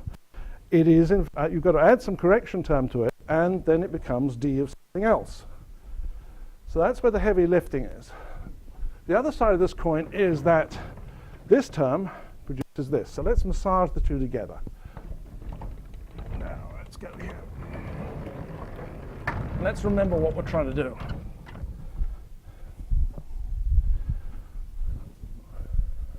What we're trying to do is simplify the following expression. Numerical coefficients I'm not going to write with precision here. We've got this term, k mu nu, fi, f mu rho, that with some numerical coefficient ij, qij. And then there's something else in the numerical coefficient, which is k mu of g mu I rho sigma k times g mu rho sigma j. And we're trying to simplify this thing into something which is topologically nice. So first identity we've got is this guy. So we actually use it and write this as qi j plus times the gradient of rho of lambda I times fj of rho sigma, fj of nu rho. So this term is equal to this, and we'll get rid of this now. And then we use the same thing I've just argued here, that this quantity is nothing other than, well, it's equal to plus, and there's numerical coefficients I'm ignoring, but basically you get, this gives you gj, it's a qij upstairs, qij, and then this thing becomes gj nu rho sigma, goes along for the ride, and then you use this term here is 1/2 CILM with a minus sign, CILM lambda L FM plus D of lambda. Okay, so all of this long song and dance is to realize that because the Lie derivatives of f and g vanish, you can rewrite this term in something that begins to look like a derivative, total derivative, and something else that looks like a total derivative, lambda I. Right. Okay, so now what do? You just keep pressing on, writing as a total derivative. So you integrate by parts, this term. is equal to the gradient of Qij lambda I Fj nu rho. The last one is capital number. Capital. This one is capital lambda. Yeah. Sorry, it looks like an A with my. Okay, so now you write this total derivative as a mistake you made, which is exactly plus lambda I, or minus lambda I, when the derivative hits here, and the Qij, and then the gradient of rho Fj nu rho. That's just writing it as a total derivative, and then there's the extra term. But now you look at this term. Sorry? There's no whatting on the Q? The gradient should have been, thank you. The gradient should have been there. Thank you. Somebody's following. There we go. It's that. Now you do the same thing here. You realize that, in fact, the d of lambda, let's see, d of the easy one is d of j. Which one's the hard one? Getting myself back to front. This is right. So now I want to write this whole damn thing as a total derivative. Okay, yes, good. So this I should have written in a cleaner way as a 2 form. Let's just leave it as a 2 form, and I've messed up the indices. Rho sigma is what I should have had here. Okay, now the point is, well, let's just keep writing. Qij Gj nu rho sigma, and then there's this horrible term, Cilm lambda L Fm. And then there's this term. Now I write this as a total derivative as basically plus the gradient of, or the divergence of, this derivative comes out, it's going to be something like the gradient of Qij Gj rho sigma lambda with an I with the remaining index like that. Now when the derivative hits here, it reproduces this term. When the derivative hits here, it produces 0 by the equations of motion. So this is good. This is the equations of motion. There's a missing index. Where's it gone? It was g nu. There it is. So the equations of motion of this, so the divergence of this quantity is 0. And this term is this. So this is dead easy to rewrite as a total derivative. It is already a total derivative, modulo the equations of motion. Now the question is, what about the rest of this nonsense? This term, okay. So we have almost got what we want.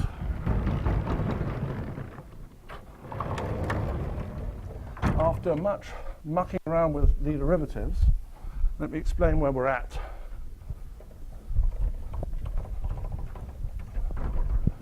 That this interesting quantity, Qij, K mu, F mu rho I, F mu rho J, no sigma rho, F nu rho J, plus with some numerical coefficient K mu, Gi mu rho sigma, Gj nu rho sigma, Qij, I have managed to rewrite it into almost 2 terms of total derivatives. The first one, the gradient of Qij acting on lambda I of Fj nu rho, and this term plus the gradient of Qij Gj nu rho sigma lambda I sigma. And then there's this other term. And now we have to unpack what that other term is. It's lambda I, which I'll pull out as a common factor. And then it's the divergence of rho of Qij Fj nu rho upstairs. And now this other term, which has got some numerical coefficient that I haven't bothered to track. It is carefully in the notes. It's Qij of Qij. I'm carrying out lambda I as the common factor, so I'm going to give it some other names. QPQ. QPQ. GQ nu rho sigma. There's minus a half, but I don't really care about that. LM, so CP I, lambda I is going out the front, Fm. Okay. Now I ask you to remember the equation of motion of F. Remember, the equation of motion of F was basically proportional to C times let's see, equation of motion of F, CI LM F wedge F. G is, after all, epsilon times F. That's CPIM. And I claim the equation of motion kills that term. It is actually by the equation of motion 0. This term here, when you undo the epsilon, gives you star F wedge F.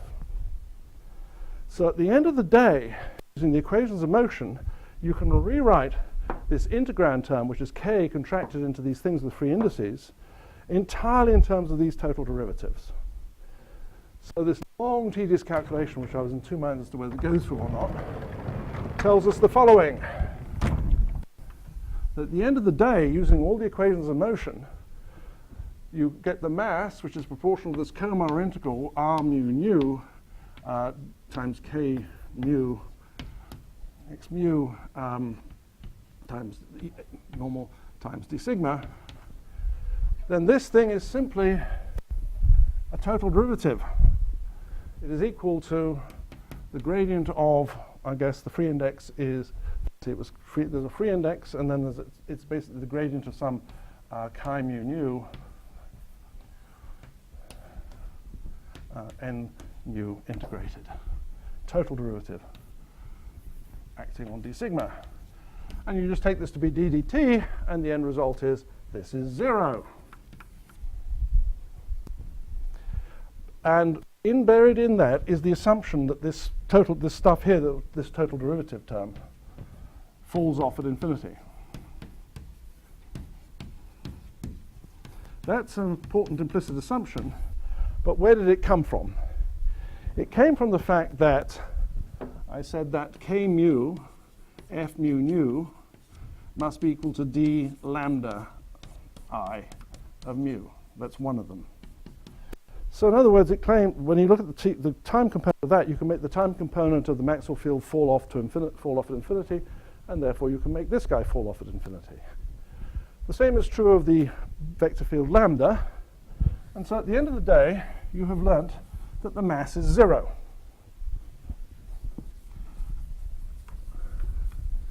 Now you can take a sledgehammer and say, okay, this means the mass is identically 0. And then there are things called the positive mass theorems.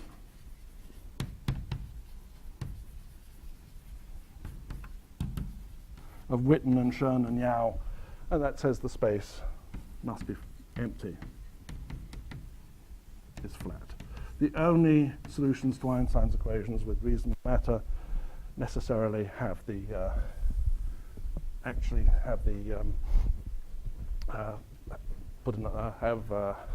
all their matter fields vanishing and running out of short. Let's see. And necessarily have flat space time. So that's the basic proof. The structure of the proof is really simple. You start with this index quantity, you use the details of the equations of motion and massage everything, and you can always seem to show that whatever you've got there is a total derivative and therefore vanishes at infinity. Okay, now let's unpack it a little bit further. I want to go back to this a little bit more and look at the actual density we're looking at. Think about it like this. Also, another way of thinking about the calculation is that the mass is integral of r naught naught, integrated over d sigma. And it's useful to go back and look at what r naught naught is. So this is by way of not invoking the full force of the positive mass theorems. I just want to look at the pieces of r naught naught. And so let me remind you what r mu nu was. Acute form. It was qij times 2/3 f mu rho f I j nu rho plus the other guy, q upstairs ij, g mu rho sigma, g I j nu rho sigma. Let's see, nu rho sigma upstairs. Okay, now, Let's see, is that what I want? And the 1/6. Although it's not going to matter. So what I'm going to do is, rather than invoke the full force of the positive mass theorems, I want to give you a slightly more intuitive picture of what's going on. We've learnt that this is 0. It's a total derivative. Okay, so now let's look at what the 0, 0 component of this is. 0, 0, 0, 0, 0, 0. And there was and there was also a d mu xi and a d mu xj from the scalars. And so we're going to put the 0, 0s there. So the first things we do, exactly as before, is we realize that these are time independent, so those are 0. Now it's useful to know that this mass is 0, because look at what this is. This is the F0i component, F0i, where I refers to space. And this is a positive definite contraction, so this is indeed a positive square. Similarly, because the 0, 0 component is explicit, this is contracted only with spatial variables, because this is a form, and therefore that's a positive definite square. So I claim that knowing the mass is 0 means you know the integral of this is 0, but the density in the integral is this quantity, which is a sum of manifestly positive squares. So therefore, we learn that if the mass is 0, you must have F0i is identically 0 everywhere, and G0ij is identically 0 everywhere. And of course,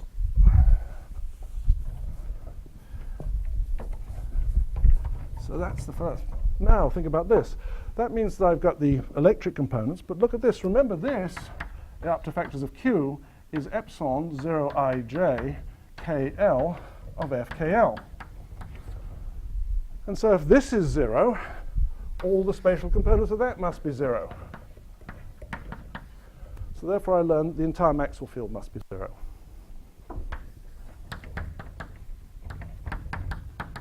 So I'm sort of going a little bit way towards proving the sort of positive mass theorem. If the mass is 0, you learn that the Maxwell field must be identically 0. Now the scalars are a bit more work. I haven't actually used those. But remember, since they're time independent, the equations of motion of the scalars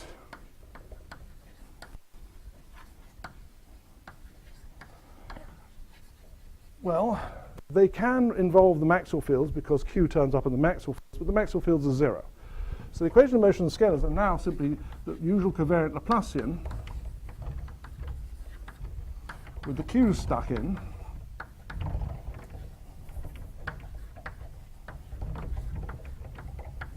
Something like this is equal to 0.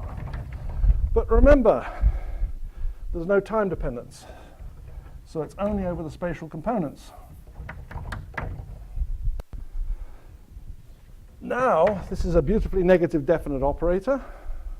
Put another way, if x falls off at infinity, or goes to a constant infinity, in fact, basically the only way you can actually solve this, put this a Laplace equation, is if there are singular sources, but we said there better not be any singular sources, therefore you learn that xj is a constant. So therefore, the only solution, so what I've proven to you is that if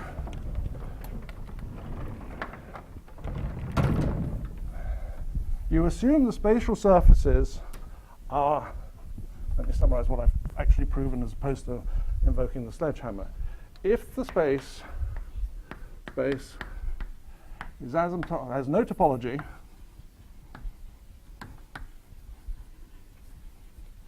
and smooth, and asymptotic to R for 1, then basically you've got to have R mu nu is identically 0. R mu nu. First of all, I've shown that the mass is 0, and then I worked hard to show that that implied that F mu nu I is 0, xi is a constant, which implies that the Ricci tensor must be identically 0. I could stop here and invoke Witten's positive mass theorem, but I went the extra mile and said, look, every single field you've got has to be trivial, and the Ricci curvature therefore is 0. Now, the only issue you have to worry about in proving the positive mass theorem in this context, or in fact in the positive mass theorem, is that if you know that this is 0, does this imply the space-time is flat?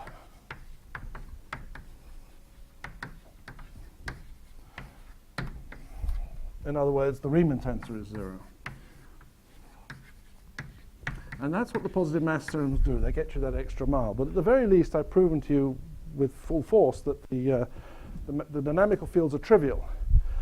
Now, the reason why I'm insisting on this asymptotics is that if you want it to be Ricci flat and you don't insist on R41 asymptotics, then there are actually other solutions like Taub-Nutt and so forth, and things based on Taub-Nutt and Euclidean Schwarzschild and all this kind of crap. So the asymptotics are critical to getting to this last step.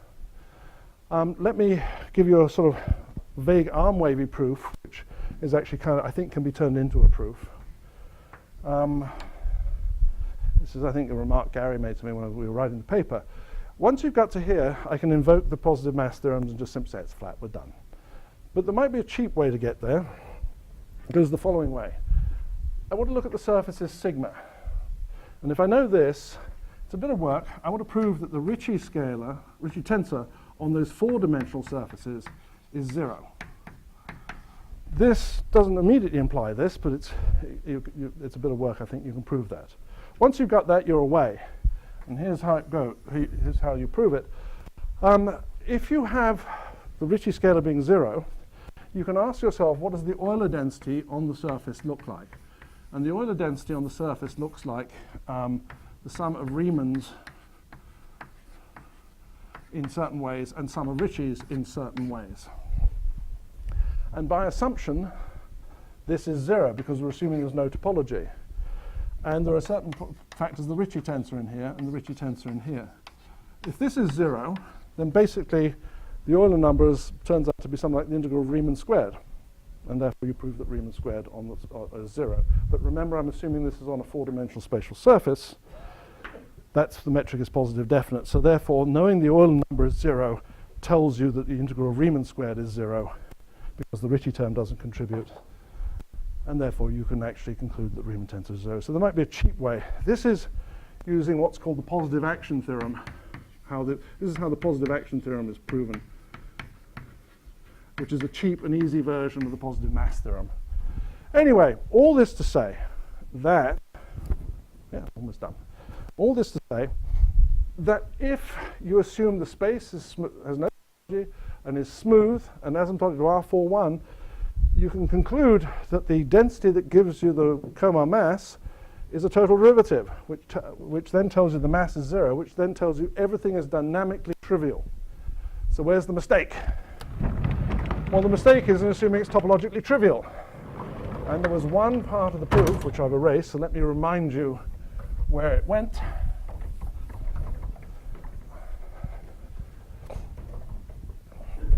And I want to pull this piece out and show you exactly what the correct formula is, because it tells you a lot about where we're going. Okay, so the important point is the following. At some point in this discussion, I said, okay, K mu, Gi, K rho, Gi rho mu nu, plus 1/2 Cijk lambda j fk mu nu. I proved that d of that was 0. This to 0. And then I said, let me write it as d of something. The mistake is, of course, that it is not necessarily d of something. It is d of something plus possibly a harmonic 2 form. So in fact, the correct thing is this is d mu of lambda I nu minus d nu of lambda I mu. That's the bit I carried forth. But the bit that's missing is the potentiality for a harmonic 2 form, where Hi is an element of the 2 homology of the surface, 2 cohomology of the surface. There is always a topological, it could be a topological term if the manifold has topology. And so now you go through and you say, okay, I look at my mass formula density, and I'm throwing away everything I threw away before, and I keep the bit that really matters.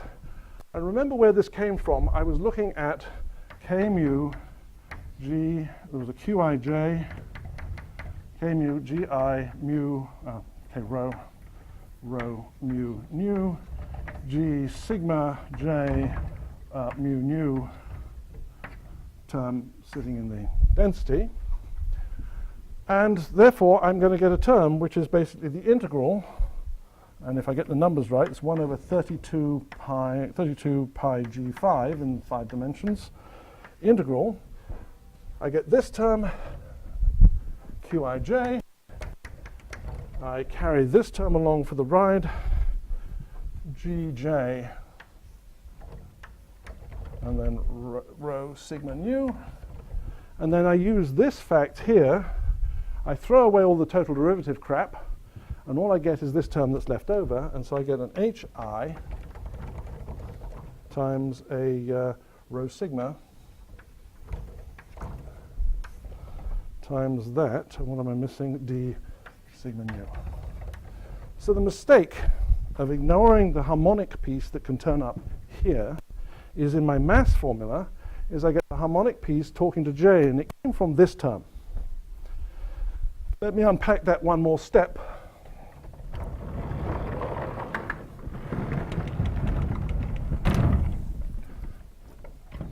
Yeah, get up there. Good enough. I want to unpack it with the epsilon symbol. You have to remember that Qig is the epsilon symbol, or the dual of F. So in particular, Qij, up to factors of 2, Gj rho sigma nu is equal to epsilon rho sigma nu, probably with a factor of a half. Then C times F mu nu, or mu lambda tor, F I upstairs, lambda tor down. That was the definition of G. It's the dual of F, modulo these crazy matrices. So therefore the mass becomes 1 over 32 pi G5 of the integral of, let's see, where did it go? Hi rho sigma epsilon rho nu sigma lambda tor of Fi lambda tor, the normal, and then d sigma, which can be written in a slightly more compact form, and I'll get the numbers right in a minute. At the bottom is G5, and there's a factor as the integral of Hi wedge, oops, I'm missing a structure constant, I think. Well, we'll figure it out in a minute. Maybe not. Fi is a 2 form, d sigma, and it's 1 over 16 pi g. No, there's no factors. 16 pi g5. It is about as nice as you could possibly have. What it's saying is, in principle, there could be some topology. And in principle, your ability to write the dual of F as something exact when contracted with a killing vector is screwed up by the presence of topology. There could be a harmonic form. If there's such a harmonic form, your mass formula is no longer a total derivative, but that harmonic form talks to other fields. In particular, it talks to G through this term. But G is the dual of F. And in particular, when you unpack it, it gives you a canonical 1 over 16 pi G5, and the harmonic form intersection product with the Maxwell field itself. So this is only non-zero if H itself and the Maxwell field actually are topological. Because if F is D of something, this is 0. So the only thing that contributes to this is the topology. It's the topological part. Topology is already buried in Hi. It's a harmonic form. But also, the only part is if D of F, or F is equal to dA globally, then that also kills it because you integrate by parts, and D of that is 0. So therefore, there's another harmonic piece, H hat, I'll call it I. This has a harmonic piece, and really the only thing that contributes to this is the harmonic piece of that guy. So this says that the only way around the solitons without no solitons without horizon theorem is if there's topology and then the mass of the solution is entirely supported by an intersection product of the harmonic flux here and a harmonic flux here.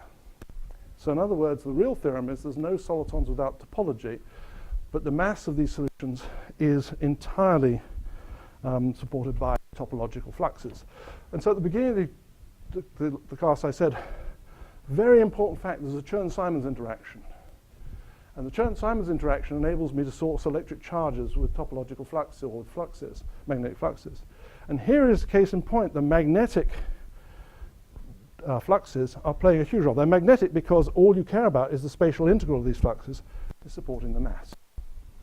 Now, at no point in this proof have I assumed supersymmetry. This is generally and completely generally true. The only place you can have or make solitons supersymmetric or not is in fact when you have topology and it's supported by magnetic fluxes.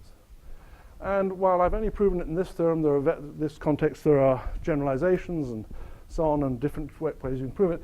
The hard thing to make work, the positive mass theorems gave me a huge advantage in saying, okay, there's nothing other than flat space if m is 0. If you have non-trivial asymptotic topology or non-trivial circles rolled up, there are lots more exotic things you can do.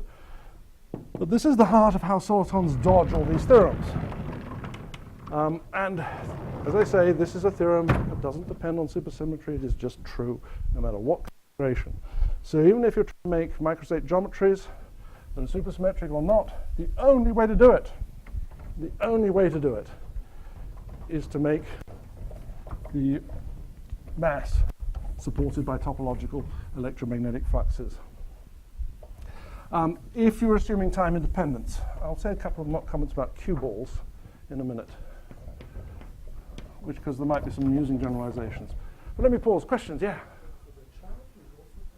Yes. Okay. Yeah, so let me explain what happens to the charge. So d star of f, morally speaking, I'll forget all the damn indices, is f wedge f. Right? So therefore the charge, q, is normally the integral of star of f. And so therefore it is in some sense a topological, you can write it as a topological integral of f wedge f. So that's the charge. Now this is not necessarily f. It is something other. Remember I got it. It was from the non-exactness of IK. So if h is equal to f, then you get mass is equal to charge. But if h is not equal to f, you don't have mass as charge.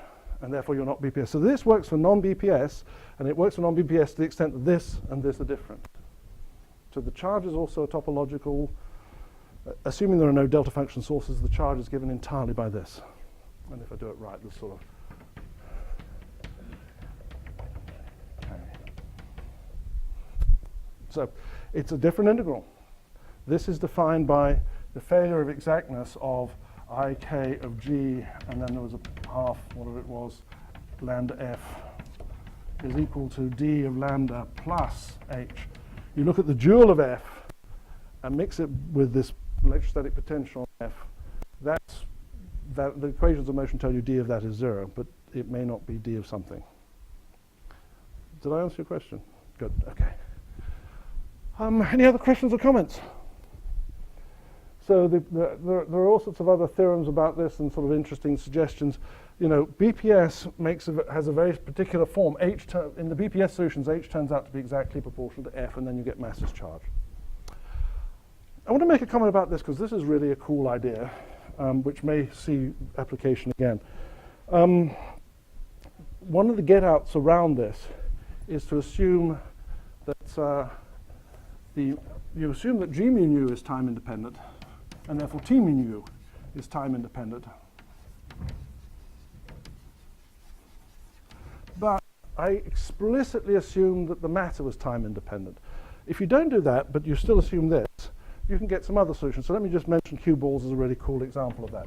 You can imagine having a scalar field, and the scalar field could have a constant term, and then it could have something which goes like e to the I omega t. So you've just got a phase that's changing in time. The energy momentum tensor of its complex scalar field involves d mu of phi bar.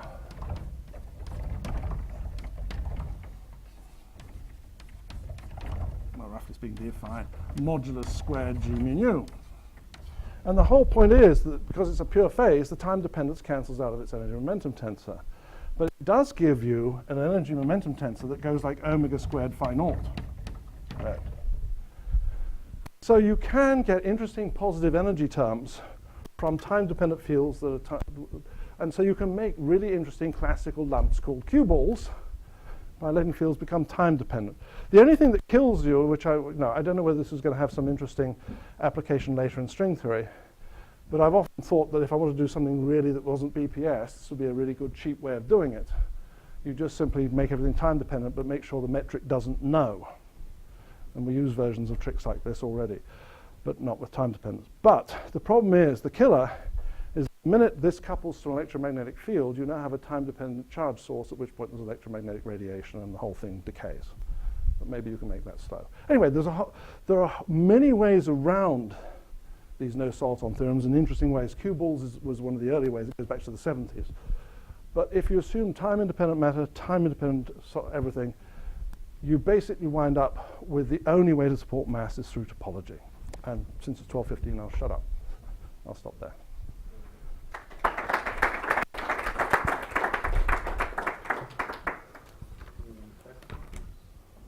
Yeah.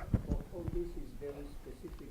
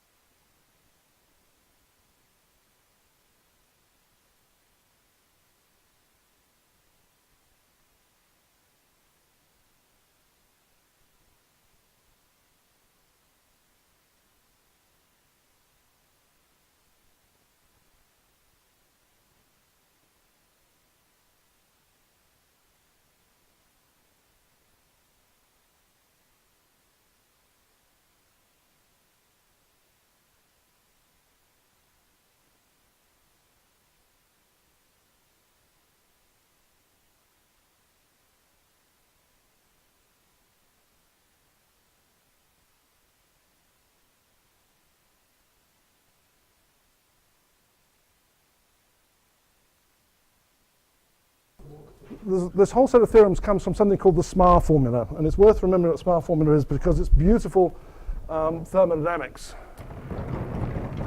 So what Larry Smar did and various other, Brandon Carter, was they took the calculation I was doing, but they actually said, okay, let's allow horizons. And now you ask the following question. Fill the thing with black holes, just like I did in the previous, but now you've got black holes, but there are horizons. And now you can calculate the mass. And then what happens is you get contributions to the boundary integral from the horizons. And you get a different formula. You get a sum over the horizons.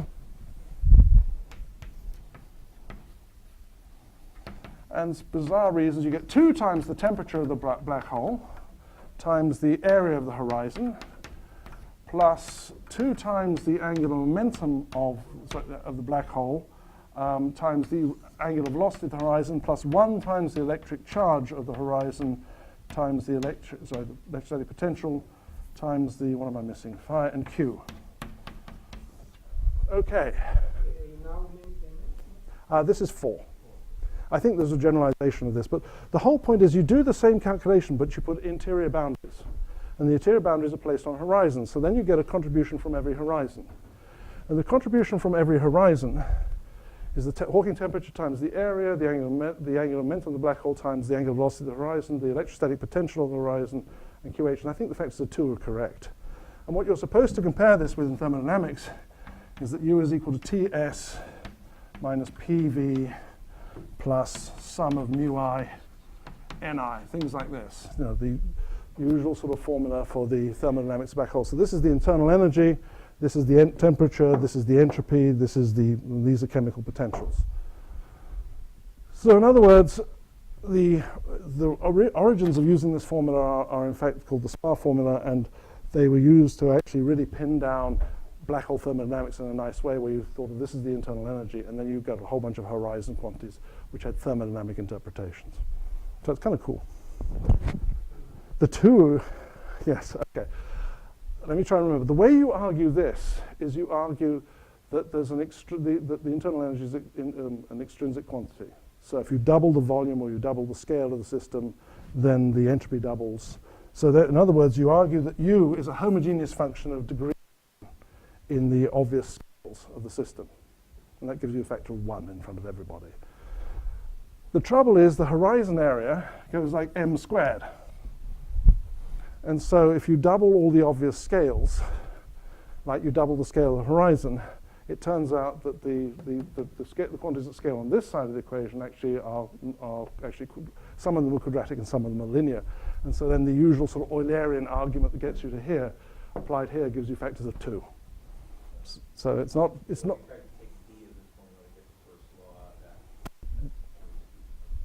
Yes. I think that's exactly it. But this is just this is a classical calculation. This is what it produces. And everyone thought, what the hell's the 2 doing there? Because you're used to all the 1s and this. And the answer is because the notion of extrinsic scaling, or extrinsic quantities scaling with, you double the volume, then everything should double. Which gives you 1s in this equation, they give you 2s because of quadratic behaviors here. I think that's the sort of physical argument. But it does give you the correct first law when you start taking D of it.